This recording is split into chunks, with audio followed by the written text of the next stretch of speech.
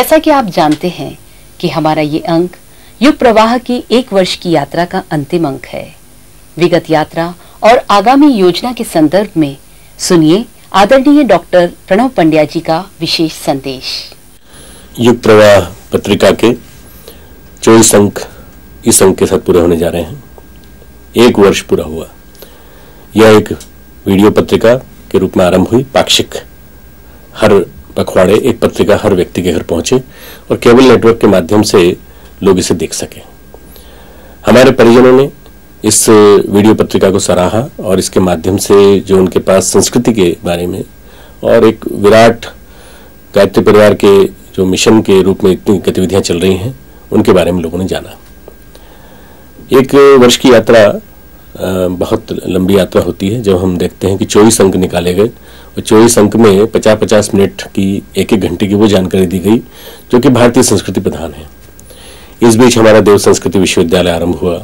इस बीच हम लोगों ने तिरुपति में एक विराट आयोजन किया और इसके अलावा भी बहुत अच्छे कार्यक्रम इस वर्ष हुए जिनके माध्यम से लोगों को जानकारी मिली, जनरल जनता को, आम जनता को और ऐसे लोगों को जो शायद पहले से नहीं जानते थे उनको पता चला कि कितना बड़ा एक विराट तंत्र इस कार्य में लगा है भारतीय संस्कृति को विश्व संस्कृति बनाने की दिशा में।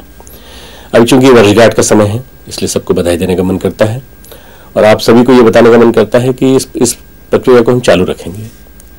आगामी वर्ष तो अभी हम ऐसी स्थिति में नहीं है कि हम इसे साप्ताहिक कर सकें, मतलब हम चाहेंगे कि 1 वर्ष के अंदर स्थिति आ जाए कि हम 1 सप्ताह में 1 वीडियो पत्रिका सबके पास पहुंचा सकें। आप अपने घर भी देख सकते हैं, आप अपने केबल नेटवर्क के माध्यम से देख सकते हैं और आप अपने परिजनों के साथ बैठ करके एक बड़े हॉल में भी देख सकते हैं।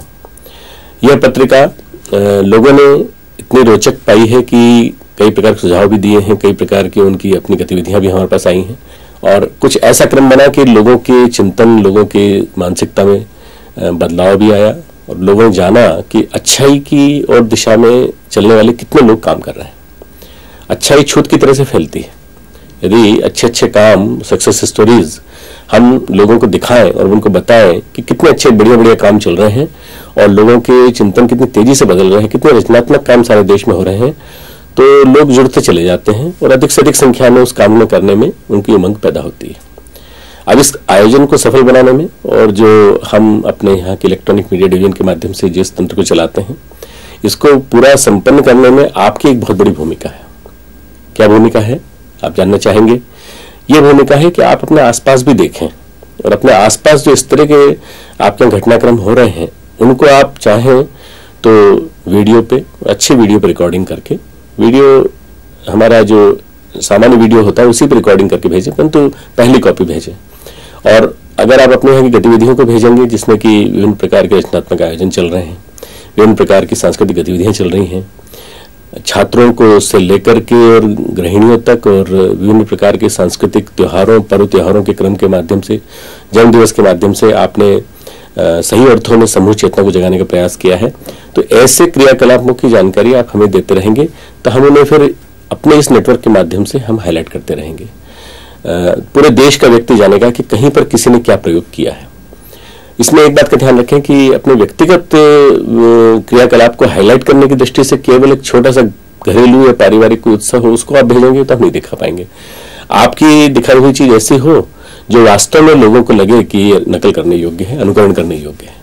अच्छाई की ओर दिशा में चलने वाले कदम यदि आपने सक्सेस स्टोरीज के रूप में कुछ तैयार किए हों या अपने आसपास देखे हों, बहुत सारे काम चल रहे हैं। राष्ट्रीय चेतना के उत्थान के लिए और राष्ट्र को एक प्रकार से उत्कर्ष के मार्ग पर, समृद्धि के मार्ग पर ले जाने के लिए ढेर सारे लोग प्रयास कर रहे हैं। जल संरक्षण से लेकर के गौ केंद्रित स्वावलंबन, कुटीर उद्योग, विभिन्न प्रकार के जो रचनात्मक प्रयोग हैं, जड़ी बूटी की खेती और उसके बाद साधना के माध्यम से लोगों के मानसोपचार, जड़ी बूटी के माध्यम से लोगों के चिंतन और शरीर के स्वास्थ्य में परिवर्तन, ऐसे कई प्रकार के प्रयोग आपके आसपास हो सकता है चल रहे हों। कहीं कुपोषण के कैंप लग रहे हैं, कहीं पर विकलांगों के लिए कुछ शिविर आयोजित हो रहे हैं, कहीं कुछ कैटरेक्ट की सर्जरी वगैरह हो रही हैं। इन सब चीजों को यदि आप अपने वीडियो के नेटवर्क के माध्यम से यदि इकट्ठा करते रहेंगे और हमारे पास भेजते रहेंगे तो हम उन्हें देने की स्थिति में होंगे।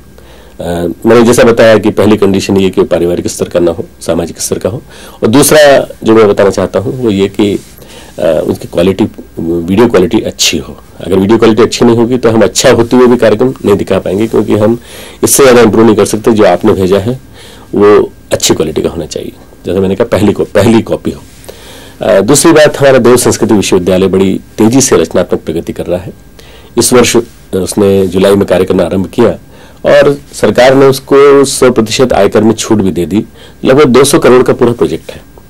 ऐसे प्रोजेक्ट और ऐसे आंदोलन को जन जन तक सूचना इसकी मिलनी चाहिए, और इसके बारे में आप जानकारी दे करके और छात्रों को यहाँ भेजने का अभियान अगर चलाएंगे तो उसके लिए युग प्रवाह से बढ़िया कोई माध्यम नहीं हो सकता।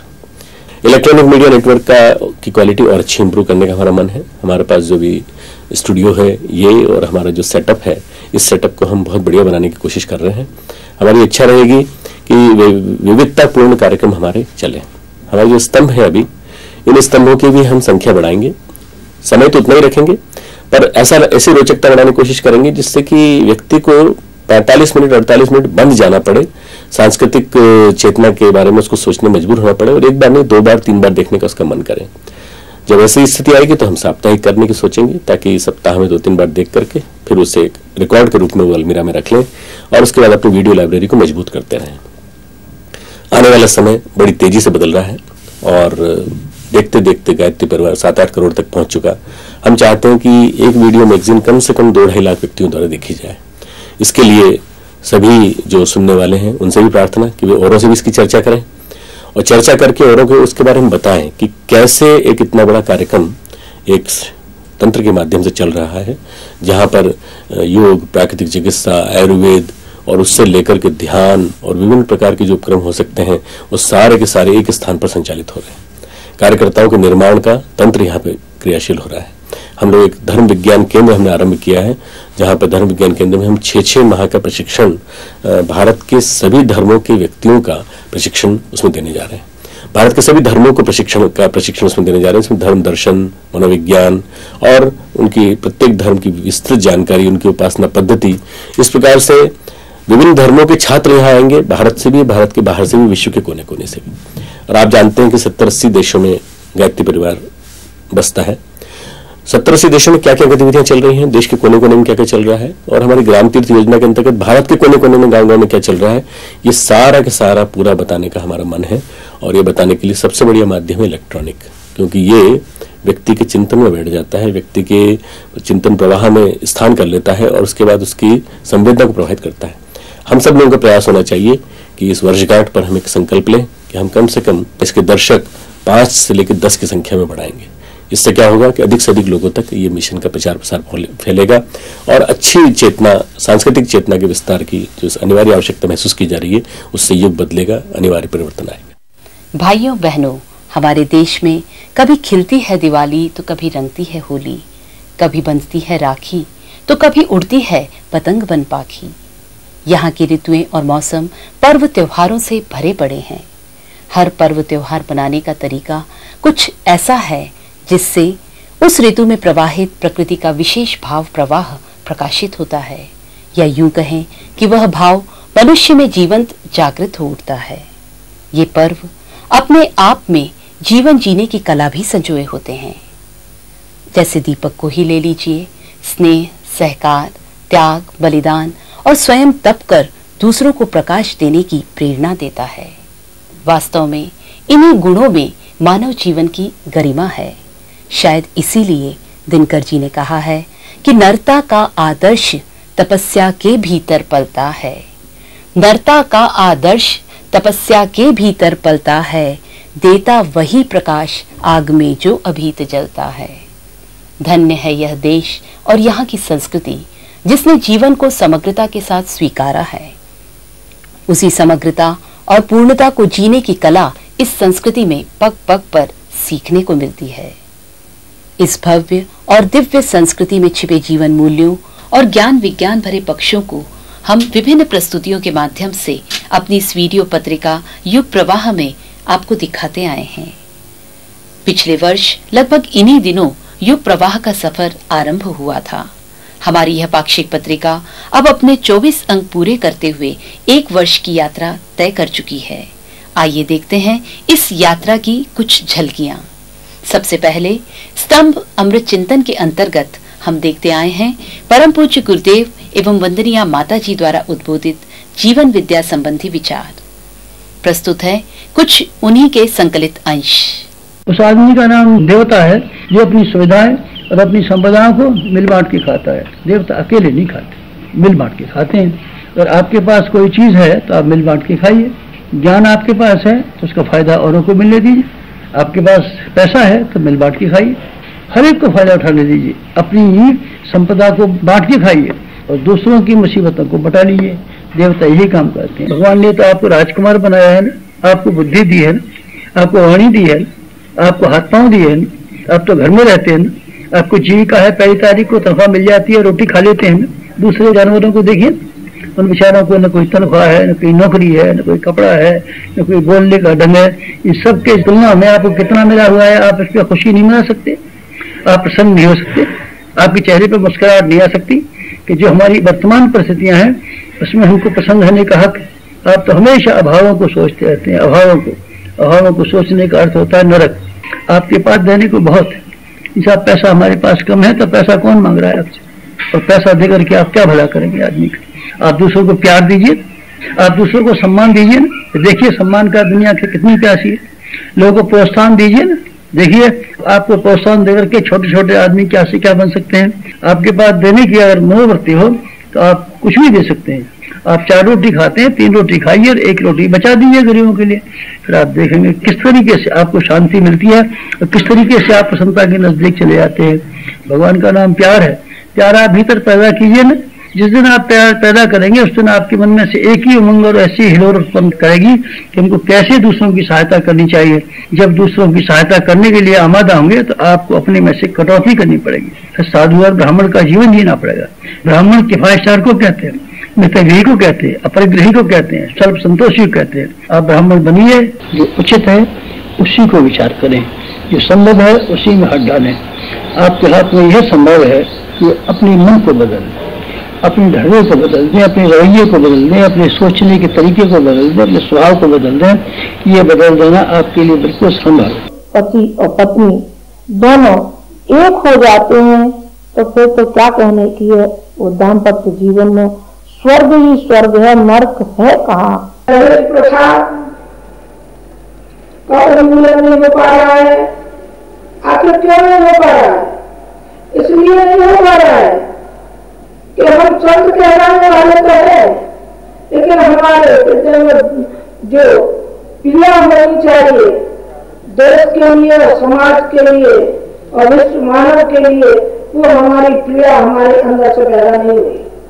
हमने अपने गुरु के अनुग्रह की कीमत चुकाई है। उन्होंने जो कुछ भी कहा उसको हमने श्रद्धार किया था। उन्होंने कहा था कि अपना धन संपत्ति समाज के लिए लगा दे, हमने अपना धन और संपत्ति समाज के लिए नहीं लगा दिया। सारी की सारी संवेदनाएं भगवान का जो सारा विश्व है इसको सुखी और समुन्नत बनाने के लिए मैंने निरंतर व्रत किया, अपने सुखों को बांटने के लिए और अपने दूसरों के दुखों को बटाने के लिए। और क्या पाया आपने भाव संवेदनाएं, हमने बहुत प्यार किया है, प्यार खरीदा है और प्यार बेचा है। प्यार की हम तजारती हैं, प्यार के सौदागर आप समझना, हमने और कुछ किया ही नहीं है। संस्कृति दर्शन में आपने डॉक्यूमेंट्रीज के माध्यम से अध्यात्म, व्यक्ति निर्माण, समाज निर्माण से संबंधित विषयों के संबंध में जानकारी प्राप्त की। प्रस्तुत है उसी की कुछ झलकियां। कुंडलिनी जड़ और चेतन को परस्पर बांधे रहने वाली सूत्र श्रृंखला है। प्रकारांतर से ये प्राण प्रवाह है जो व्यष्टि और समष्टि की सभी हलचलों का संचालन करती है। जब कोई ऋषि, तपस्वी, अवतार या महामानव किसी स्थान विशेष में एक लंबे समय तक लोक कल्याण अथवा आत्म कल्याण की साधना में निरत रहते हैं तो वहां का वातावरण दिव्य स्पंदनों से भर जाता है और तब जन्म लेता है एक तीर्थ।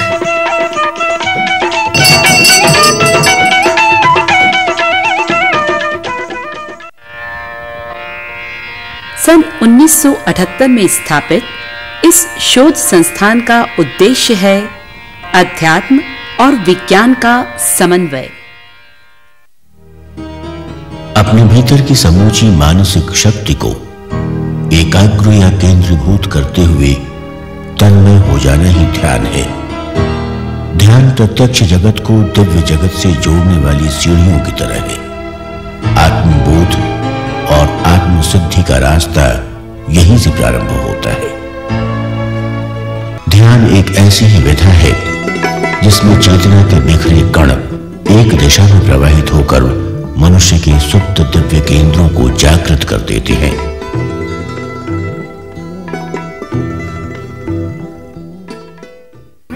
परमात्मा को यज्ञ पुरुष कहा गया है। उन्होंने ये सृष्टि यज्ञमयी बनाई है। यहाँ यज्ञ का अर्थ केवल यज्ञ कुंड में की जाने वाली आहुतियों तक ही सीमित नहीं है। यज्ञ का व्यापक अर्थ है परमार्थ भाव से किया गया आदर्श कर्म। अपने महापुरुष चरणों की पूर्णाहुति स्वरूप मथुरा में महर्षि दुर्वासा की तपस्थली पर उन्होंने एक विराट केंद्र गायत्री तपोभूमि की स्थापना की, जिसका मुख्य उद्देश्य गायत्री परिवार रूपी संगठन का निर्माण करना था। इसकी स्थापना से पूर्व 2400 तीर्थों के जल व रज को संग्रहित करके यहाँ उनका पूजन किया गया। वह विशेष क्षेत्र जिसे हिमालय का हृदय कहते हैं है उत्तराखंड। विशिष्ट ऋषि सत्ताओं की यह तपस्थली आध्यात्म चेतना का ध्रुव केंद्र है। श्रीमद् भागवत में हिमालय के इस क्षेत्र में सिद्ध पुरुषों का निवास बताया गया है, जो सारे विश्व के कल्याण की कामना हेतु सतत तप करते रहते हैं। नारी भाव प्रधान है तो पुरुष कर्म प्रधान। एक के बिना दूसरा अधूरा है। इसमें एक भी पहिया जाम हो जाए तो गाड़ी आगे नहीं जाती। अपनी जगह दोनों ही पहिए सही है। हर सफल पुरुष के पीछे एक नारी, बहन, बेटी, माता या पत्नी के रूप में है। शिवाजी को गढ़ने में जीजाबाई का योगदान था। पथ भ्रमित तुलसी को राह पर लाने वाली रत्नावली ही थी। नारी निर्मात्री है। वह जिस तरह चाहे पुरुष को गढ़ सकती है और समाज, देश तथा राष्ट्र को आगे बढ़ा सकती है। नारी के अंदर इतनी शक्ति है कि उसकी शक्ति को देखा नहीं है। दुर्गा भी वही थी और सीता भी वही थी और सावित्री भी नारी थी और जीजाबाई भी नारी थी। जन सामान्य मांसाहार उद्योग से जुड़ी हिंसा और क्रूरता के बारे में जागरूक हो रहा है। प्राकृतिक रूप से मनुष्य मूलतः शाकाहारी है। जीव विज्ञान के वर्गीकरण के अनुसार मनुष्य की गिनती शाकाहारी प्राणियों में होती है। प्रोटीन से भरपूर विटामिन और रेशों का स्रोत शाकाहार कम कैलोरी युक्त होने के कारण हमें उत्तम स्वास्थ्य एवं मानसिक शांति प्रदान करता है।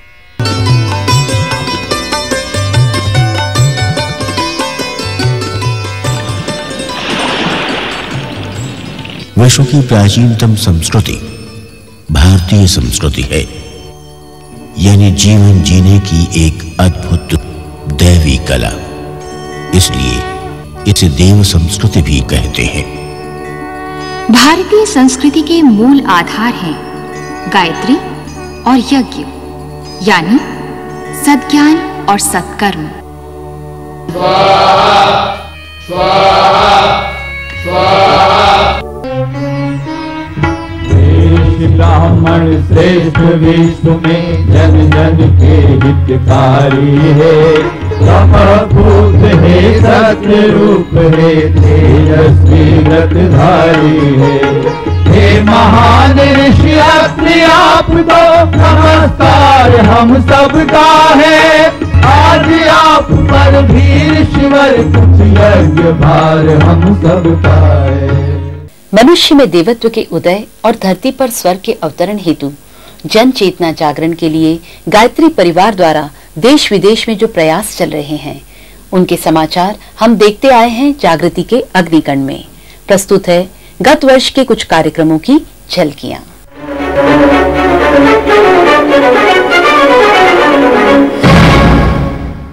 सांस्कृतिक चेतना के पुनर्जीवन हेतु शांतिकुंज के प्रयासों के अंतर्गत 24 नवंबर 2001 में नोएडा में एक चेतना केंद्र की स्थापना की गई। उद्घाटन के अवसर पर आदरणीय डॉक्टर प्रणव पांड्या जी ने कहा, इस राष्ट्र का जो दिल है, इसको जितनी ज्यादा जरूरत है परिशोधन की और इसकी पंपिंग पावर को बढ़ाने की, उतनी शायद किसी और राज्य को नहीं है, किसी और नगर को नहीं है जितनी की दिल्ली को जरूरत है। हम तो केवल एक ही चीज चाहते हैं कि राष्ट्र सही हाथों में रहे और राष्ट्र की रचनात्मक दिशा जो है वो दिल्ली से जो चले वो सही दिशा में चले। दक्षिण भारत में स्थापित केंद्रों तथा शाखाओं से संपर्क और वहां से समयदान के नियोजन तथा संचालन हेतु शांतिकुंज में दक्षिण भारतीय प्रकोष्ठ की स्थापना की गई।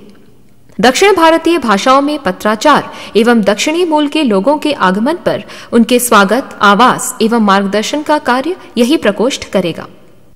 15 से 18 मार्च की तारीखों में गुवाहाटी में पूर्वोत्तर समृद्धिकरण हेतु 251 कुंडीय गायत्री महायज्ञ संपन्न हुआ। अप्रैल 2002 में वापी, खत्तलवाड़ा, उमरगांव एवं बीलीमोरा में केंद्रीय टोली द्वारा संगठनात्मक गोष्ठियां ली गईं। बलसाड़ में एक विशाल दीपयज्ञ संपन्न हुआ। इस कार्यक्रम में गुजराती में अनुवादित सप्त आंदोलन पुस्तिका का विमोचन भी किया गया। कोटा में 9, 10 एवं 11 अगस्त की तारीखों में एक विशाल यज्ञ का आयोजन किया गया। कार्यक्रम की पूर्व तैयारी हेतु सैकड़ों गांवों में साधना हुई, जिससे अपार जनश्रद्धा उमड़ी। यज्ञ के साथ हुए प्रांतीय सम्मेलन में लगभग 10,000 लोगों ने दीक्षा भी ली। गायत्री मंत्र के समूह गान के साथ गौ माता की पूजा करते हुए उसे गौशाला में प्रवेश कराकर गौ संवर्धन हेतु गोविंद गौशाला का उद्घाटन किया गया। विदेश में कई स्थानों पर शांतिकुंज से गई टोलियों के द्वारा गोष्ठियों, दीपयज्ञों आदि के माध्यम से प्रवासी भारतीयों के बीच सांस्कृतिक जागरण का प्रयास किया गया। लेस्टर में एक चेतना केंद्र की स्थापना भी की गई। शांतिकुंज द्वारा चलाए गए 7 रचनात्मक आंदोलनों में से नारी जागरण हेतु केंद्र से बहनों की टोलियां 29 सितंबर 2001 को विभिन्न क्षेत्रों के लिए 2 माह की प्रवज्जा पर निकाली गई।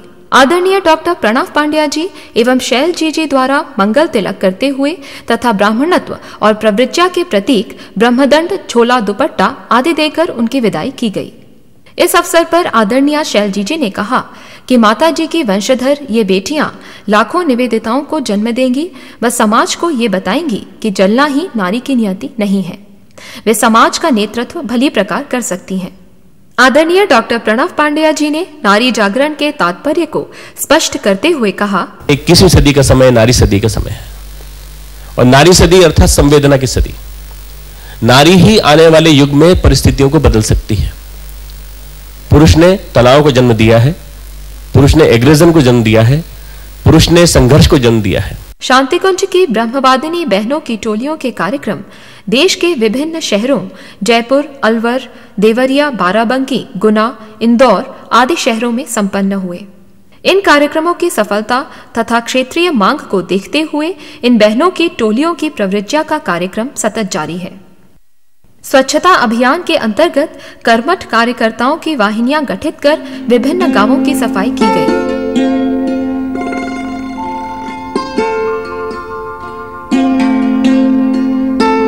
स्वास्थ्य आंदोलन के अंतर्गत कई गांवों में ग्रामीणों का निःशुल्क स्वास्थ्य परीक्षण कर उन्हें दवाइयां वितरित की गईं।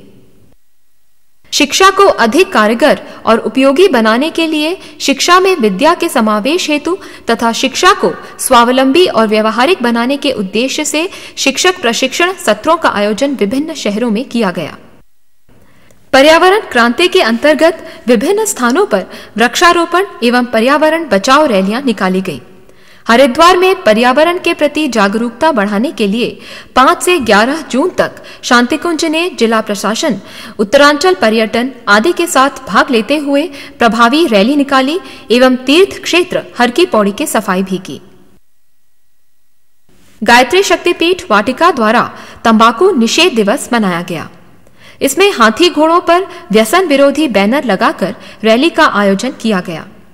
इसके अलावा अन्य स्थानों पर भी रैलियों, गोष्ठियों के माध्यम से व्यसन मुक्ति के प्रयास किए गए। कुरीति उन्मूलन के अंतर्गत खर्चीली शादियों के विकल्प के रूप में सामूहिक विवाह का एक विशाल कार्यक्रम नीमच शक्तिपीठ पर संपन्न हुआ। 26 जनवरी 2001 को गुजरात राज्य के भुज, कच्छ, मोरबी आदि क्षेत्रों में आए भीषण भूकंप के समय शांतिकुंज ने राहत कार्यों में बढ़ चढ़कर भूमिका निभाई।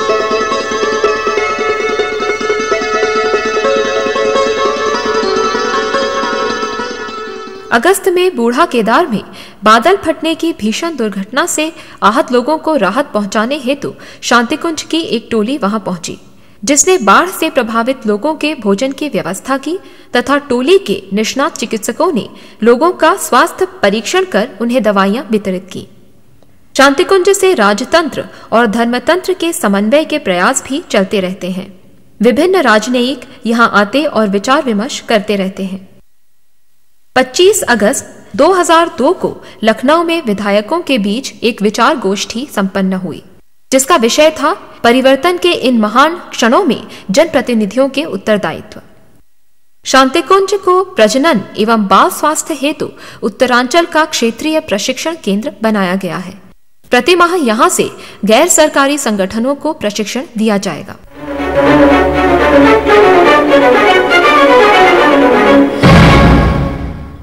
उत्तर दक्षिण की सांस्कृतिक एकता अखंड भारत की प्रमुख विशेषता रही है। पिछले दिनों तिरुपति देवस्थानम में विराट गायत्री अश्वमेध यज्ञ संपन्न हुआ। कार्यक्रम का शुभारंभ भव्य कलश यात्रा से हुआ। प्रस्तुत है इसी कार्यक्रम की कुछ प्रमुख झलकियां।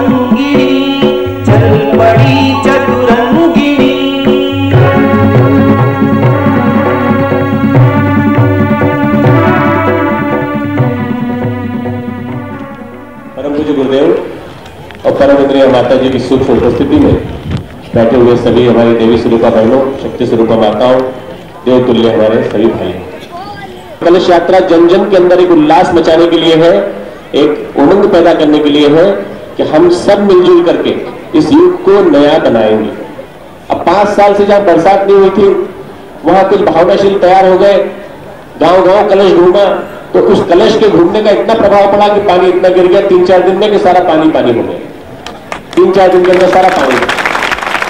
भगवान करे जो कलश का जल आज नारी शक्ति अपने सिर पर रखकर आई है, ये कलश का जल हर घर में पावन प्रतीक के रूप में स्थापित हो, गायत्री महाशक्ति जन जन के अंदर स्थापित हो। विघ्न विनाशक गणपति देव की स्तुति से आरंभ होकर षोडश मातृकाओं सहित समस्त देव शक्तियों, ऋषियों एवं तिरुपति बालाजी के भाव भरे आवाहन के साथ देव पूजन का विशिष्ट क्रम संपन्न हुआ। दक्षिण भारत के पावन तीर्थ तिरुपति तीर्थ में उत्तर व दक्षिण के संगम के अवसर पर संपन्न हो रहे इस सहस्त्राब्दी के पहले एवं श्रृंखला के 28वें अश्वमेध महायज्ञ के शुभारंभ की घोषणा करती हूँ। बालाजी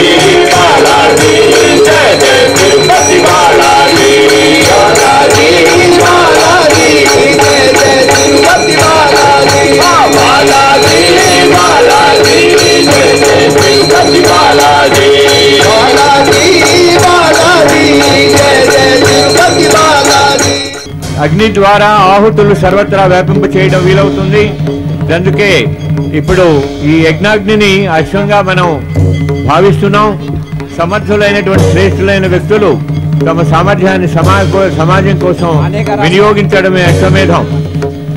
పరమ శ్రద్ధేయ డాక్టర్ ప్రణవ్ పండ్యా గారు, అలాగే పరమ శ్రద్ధేయ శైలజీజీ గారు ఈ యొక్క యజ్ఞాగ్నిని అంటే అశ్వమేధం యొక్క యజ్ఞాశ్వాన్ని వారిద్దరూ కూడా వేదిక వద్దకు తీసుకొస్తూ ఉన్నారు.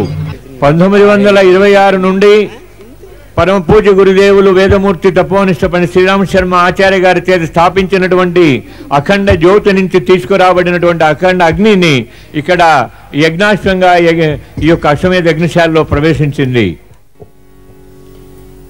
गायत्री मंत्राहुति वैदिक मंत्र मध्यम स्वर विलंबित गति। ओम भूर्भुवः स्वः तत्सवितुर्वरेण्यं भर्गो देवस्य धीमहि धियो यो नः प्रचोदयात् स्वाहा इदं गायत्र्यै इदं नमः। अश्वमेध की ध्वजा उठाकर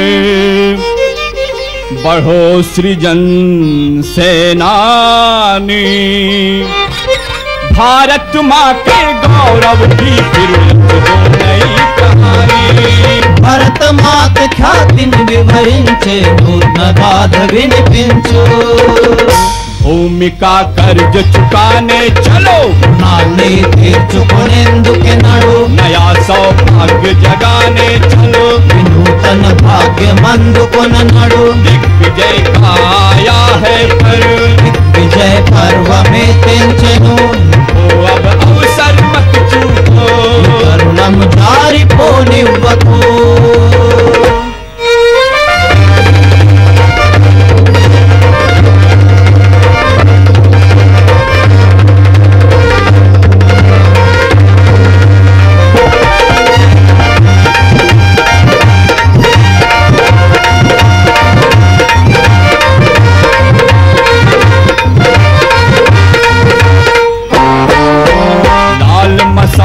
हाथ में लेकर जागृत शंख बजाओ, भारत माता खोया गौरव फिर से वापस लाओ। पुलपुर से आगड़ दाल्ची जागृत शंखम पूरिंचु, भारत जाति की घन घन कीर्तिनि मళ్ళీ कल्पिंचु। अत्याचार अनीति पाप का कर दो पूर्ण सफाया, अत्याचारम अविनीतुలను నేడు తరిమి కొట్టు। बढ़ो निडर कह दो दुनिया से देवदूत है आया, देवदूत बीते साजन को निर्भयंगा चाटू। उठो बात फिर याद करो तुम गीता वाली वाणी। गम्यम चेरद पदवय मुंदुकु युग निर्मातौ भीमो, भारत माँ के गौरव की फिर रचो नई कहानी। भरत मात ख्यातिनि विवरिंचे नूतन गाథ विनिपिंचु। अश्वमेध की ध्वजा उठाकर बढ़ो सृजन सेनानी, भारत माँ के गौरव की फिर रचो नई कहानी। अश्वमेध मूर्धजमो पैकी मुंदुकु सागर सैनिक, भरत मात ख्यातिनि विवरिंचे नूतन गाథ विनिपिंचु। भूमि का कर्ज चुकाने चलो तीर्चुकुनेंदुके नडु, नया सौभाग्य जगाने चलो नूतन भाग्य मंदु को नडु। दिग्विजय का आया है पर्व, विजय पर्व में तेंचनु अब अवसर मत चूको, करुणम जारी पोनिवतु। अब अवसर मत चूको, करुणम जारी पोनिवतु। अब अवसर मत चूको, अब अवसर मत चूको। ये हम सबका परम सौभाग्य है। श्रद्धेय डॉक्टर साहब और श्रद्धेया जी आज हमारे मध्य में उपस्थित हैं। दीदी ఇచ్చేటటువంటి అనుభాషణని వినవలసిందిగా కోరటం జరుగుతుంది. आज विज्ञापनों के ढेर में नारी एक विज्ञापन की वस्तु बन के रह गई. सार्वजनिक चौराहों पर लगे हुए पोस्टरों की कतार, जगह जगह चौराहों पर रखी हुई किताबों में छपी हुई तस्वीरें आंखें शर्म से झुक जाती हैं. सवाल ये नहीं कि वो नारी किसकी माँ है, किसकी बहन है, किसकी बेटी है. अस्मिता केवल एक ही है. नारी माँ भी है, बहन भी है और बेटी भी है. जिन्होंने उसकी आन बान शान पर मर मिटने की कस्में खाई थी, वो वीर, वो संवेदनशील पिता आज कहाँ हैं? क्यों नहीं इस मार्ग के लिए आगे आते? बहनों, 21वीं सदी का स्वर्णिम भविष्य तुम्हारे हाथों है. अश्वमेध महायज्ञ अर्थात विश्व स्तर पर, विश्व कौन? विश्व राष्ट्र, विश्व राष्ट्र के स्तर पर सांस्कृतिक एकता की प्रक्रिया चले और सांस्कृतिक एकता ऐसी चले कि सारा राष्ट्र एक हो जाए. विश्वम राष्ट्रे अस्मिन पुष्टम. हम सारे इस विश्व राष्ट्र को, ग्लोबल विलेज को एक बना दें और इसीलिए अश्वमेध की आवश्यकता पड़ती है. अश्व जैसी चंचल वृत्तियों का मेध किया जाए और मेध करने के माध्यम से आदमी के अंदर की जो मेधा है, बुद्धि को सन्मार्गगामी बना करके देव वृत्तियों का, पशु प्रवृत्तियों पर नियंत्रण स्थापित किया जाए. ये अश्वमेध है. और इस गया गय यानी प्राण, त्रय यानी त्राण, गायन्ते त्रायते इति गायत्री, गयान त्रायते इति गायत्री को पहुंचाने का एक ही तरीका था, एक प्रचंड विस्फोट किया जाए. और विस्फोट कैसे हुआ? अश्वमेध महायज्ञ तिरुपति के द्वारा. दक्षिण भारत के चारों प्रांतों की चारों भाषाएं अलग अलग, परंतु भावनाएं तो एक है. भावनाओं की कोई भाषा नहीं होती, भावनाएं सबसे सर्वोपरि होती हैं. और भावनाएं जब होती हैं तो उत्तर भारत का एक प्रमुख संगठन शांतिकुंज गायत्री परिवार यहां आकर के यजन करता है और कहता है हम राष्ट्र का यजन करेंगे, राष्ट्र का संगतिकरण करेंगे, राष्ट्र का संगठन करेंगे. और राष्ट्र का संगठन होगा, घर घर ऊर्जा फैलेगी, घर घर गौ माता की सेवा के प्रति लोगों के मन में आंदोलन के प्रति जागृति आएगी, घर घर पुस्तकालय होंगे, घर घर में वेदों स्थापित होंगे और घर घर में गायत्री महाशक्ति का विग्रह स्थापित होगा, घर घर में परम पूज्य गुरुदेव परमवंदनीय माता जी की चेतना स्थापित होगी. दीप यज्ञ पर्वमो वचिंदी, दीप यज्ञ का पर्व आया है. दंड जीवितानि धन्य मोचे सुकोंडी, आओ जीवन को धन्य बना लो रे.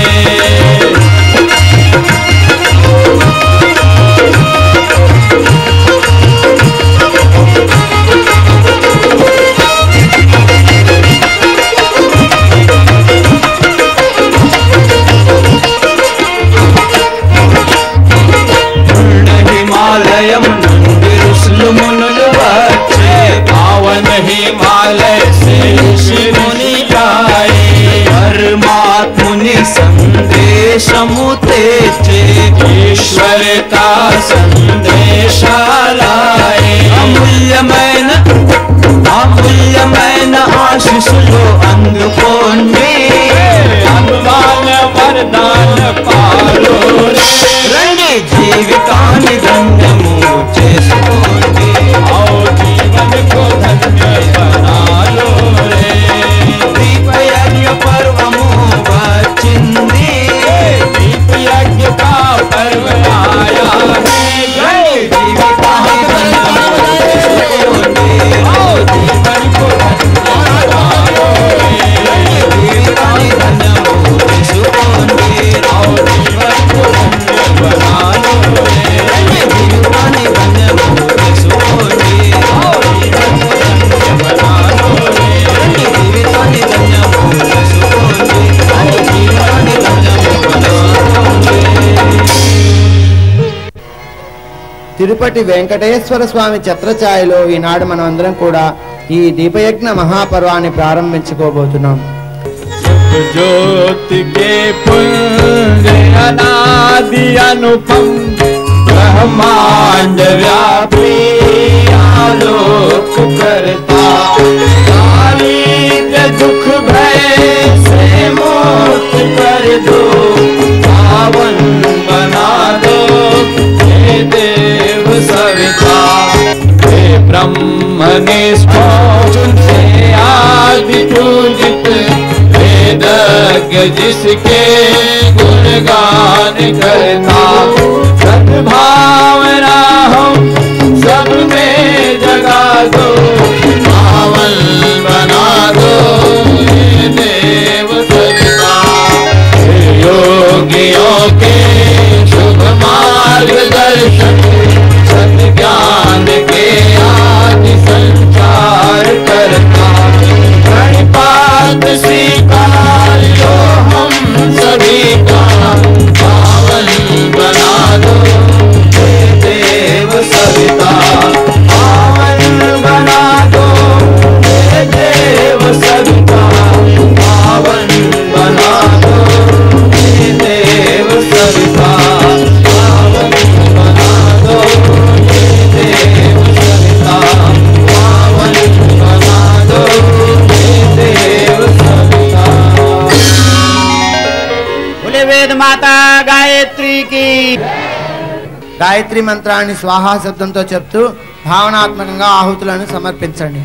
ఓం భూర్భువః స్వాహ తస్సవితుర్వరేణ్యం భర్గో దేవస్య ధీమహి ధియో యో నః ప్రచోదయాత్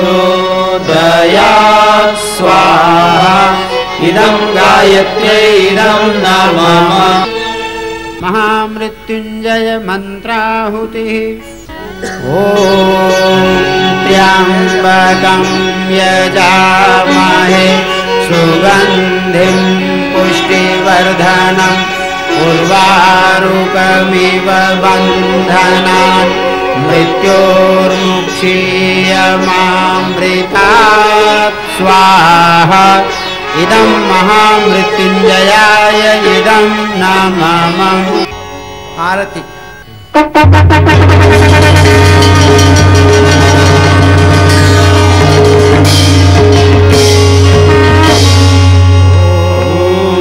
यं ब्रह्म वेदान्तविदो वदन्ति परं प्रधानं पुरुषं तथान्ये।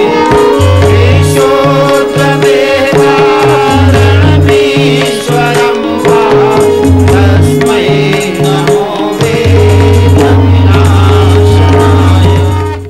स्तंभ जिज्ञासा में हम लोगों के संस्कृति और जीवन से जुड़े प्रश्नों के समाधान करते आए हैं।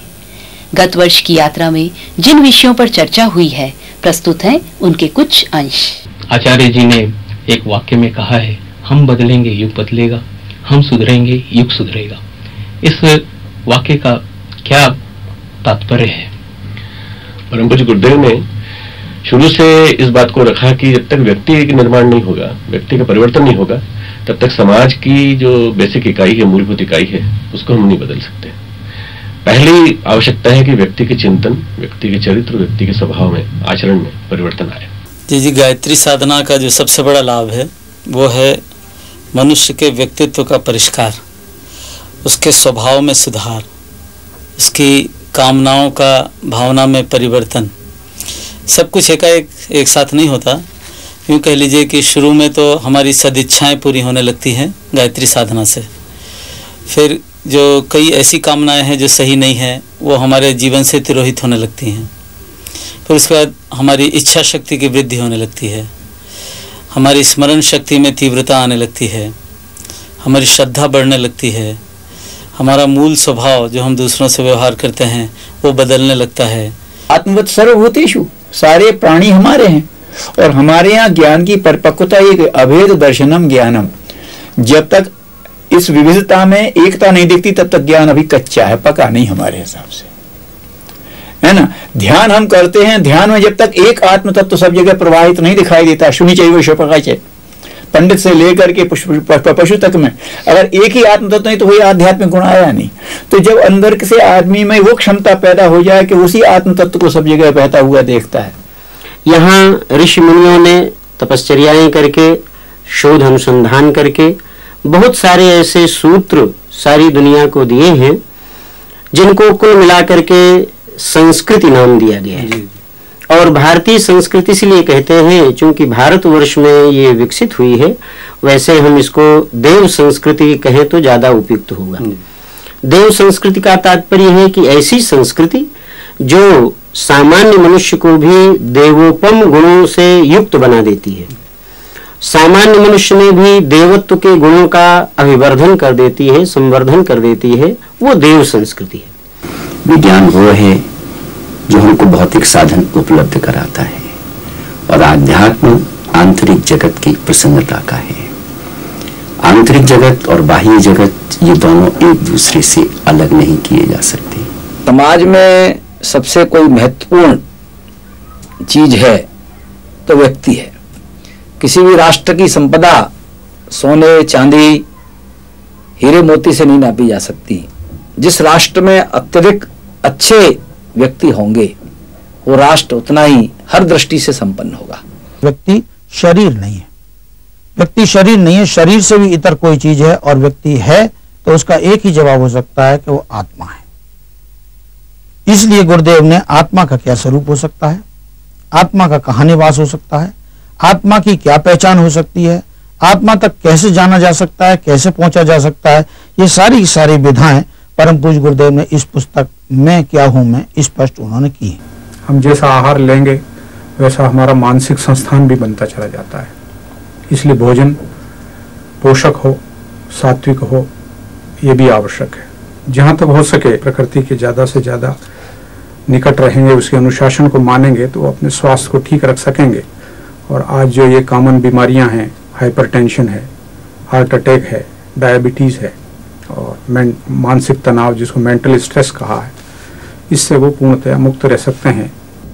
तनाव जीवन की चुनौतियों से मुकरना ही तनाव है।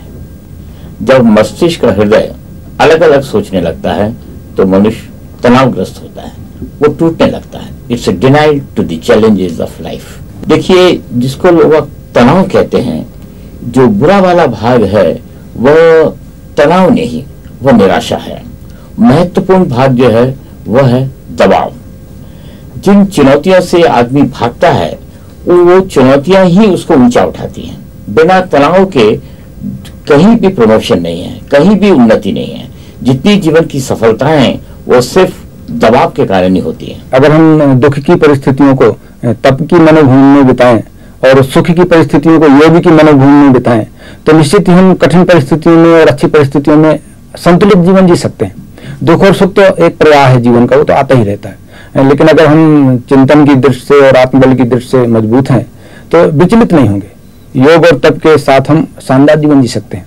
प्रेरणाप्रद गीतों के माध्यम से हम आप तक श्रेष्ठ विचारों को पहुंचाते रहे हैं। प्रस्तुत हैं उन्हीं के कुछ अंश।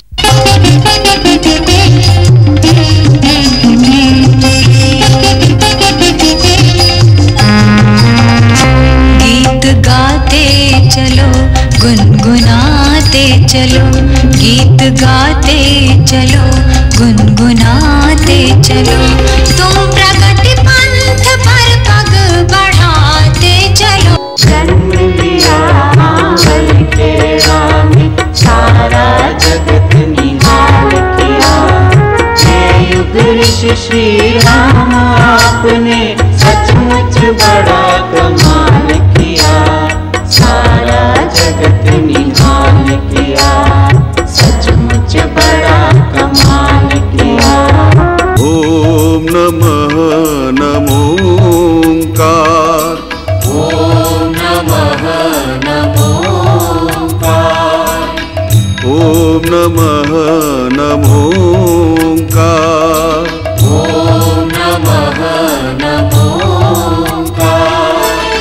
चलेंगे हम जगत जननी तुम्हारे ही इशारों पर।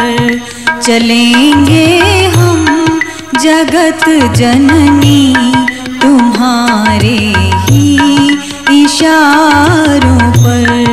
न है चिंता कि डूबे या पहुँच जाए किनारों पर। वंदे मातरम, वंदे मातरम।